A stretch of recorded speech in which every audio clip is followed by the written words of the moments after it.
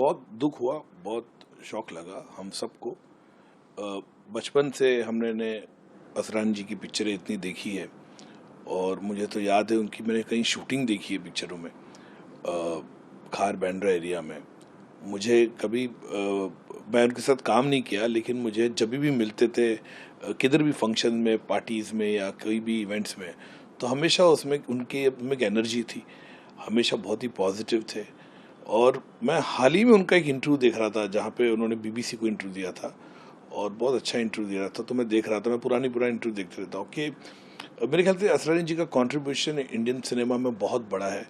कितनी फिल्मों में उन्होंने काम किया, 300 से ज़्यादा फिल्मों में उन्होंने काम किया, अलग अलग किरदार किए, अलग अलग कॉमेडी की, सीरियस रोल भी उन्होंने बहुत अच्छी तरह से किया है। शोले का किरदार जो है वो आज भी लोगों के दिमाग में है। जेलर का जो किरदार उन्होंने किया बहुत ही अच्छा किया।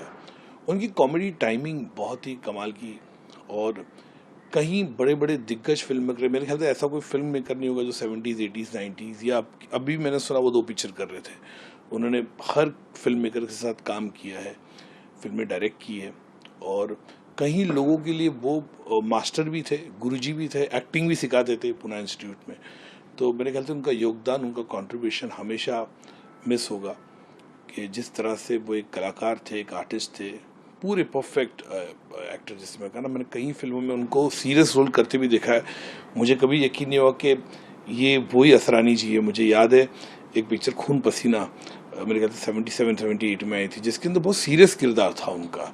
तो प्रकाश मेहरा जी की पिक्चर थी वो। तो मुझे याद है कि इस तरह की कई ऐसे किरदार उन्होंने किए और हर दिल में, हर हिंदुस्तानी के दिल में वो हमेशा बसे रहेंगे, हमेशा उनकी याद आएगी। और मेरे ख्याल से पूरी इंडस्ट्री उनको मिस करेगी और जितने भी उनको चाहने वाले हैं वो असरानी जी को मिस करेंगे। असरानी साहब के देहांत से एक दौर ख़त्म हो गया है। एक दौर जो तकरीबन 60 साल सर चढ़कर बोला था। एक ऐसा कलाकार जिसकी रेंज, मैं नहीं समझता कि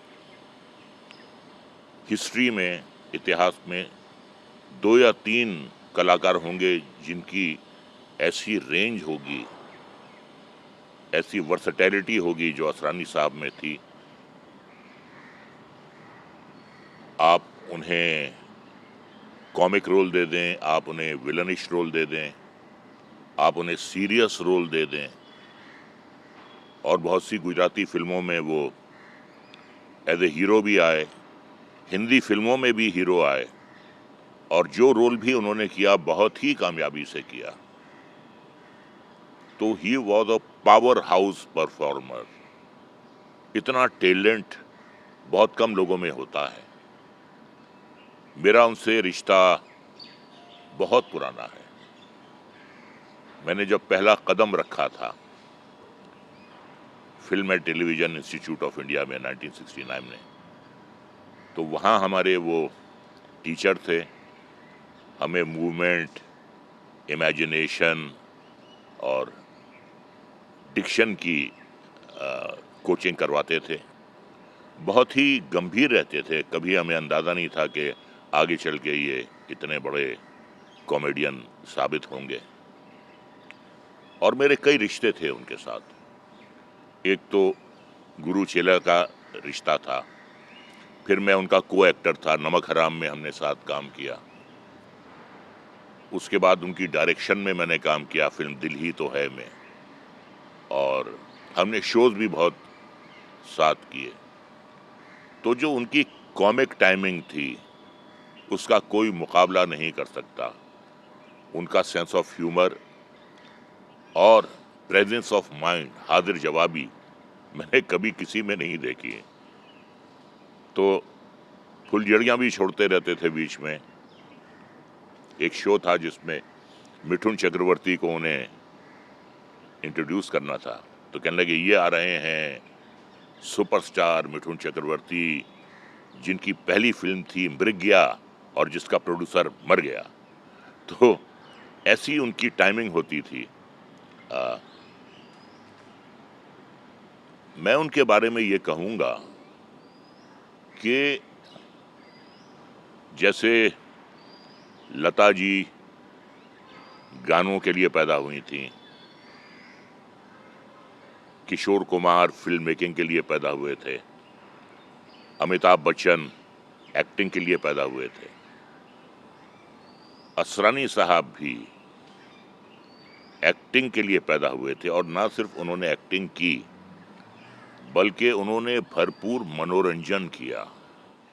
जिसने बहुत शानदार जिंदगी जी, जिसने हर किस्म के रोल बहुत ही खुश असलूबी से निभाए, और जो कैमरे के सामने और कैमरे के पीछे लोगों को हंसाता रहा, लोगों का मनोरंजन करता रहा।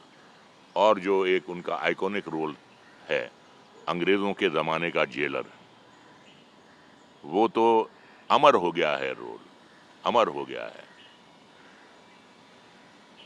तो कहने का मतलब ये है कि रोल छोटा नहीं होता या बड़ा नहीं होता, कलाकार बड़ा या छोटा होता है।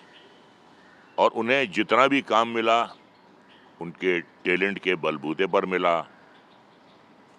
उनकी कॉमिक टाइमिंग की महारत के लिए मिला। और बहुत ही कोऑपरेटिव इंसान थे। कभी उनके बारे में कोई शिकायत नहीं सुनी, कमिटमेंट के पक्के थे। और जब शोज करने जाते थे हम लोग साथ, तो बहुत मनोरंजन करते थे लोगों का। बस यही कहता हूँ कि असरानी साहब, आप चले तो गए हो, लेकिन जाते जाते एक शेर आपकी नज़र करूँगा कि यूं तो आते हैं लोग जाते हैं, यूं तो आते हैं लोग जाते हैं, जिंदगी में हजार हाल, लेकिन इनमें कुछ ऐसे लोग होते हैं दिल पे जो नक्श छोड़ जाते हैं, यूं तो आते हैं लोग जाते हैं।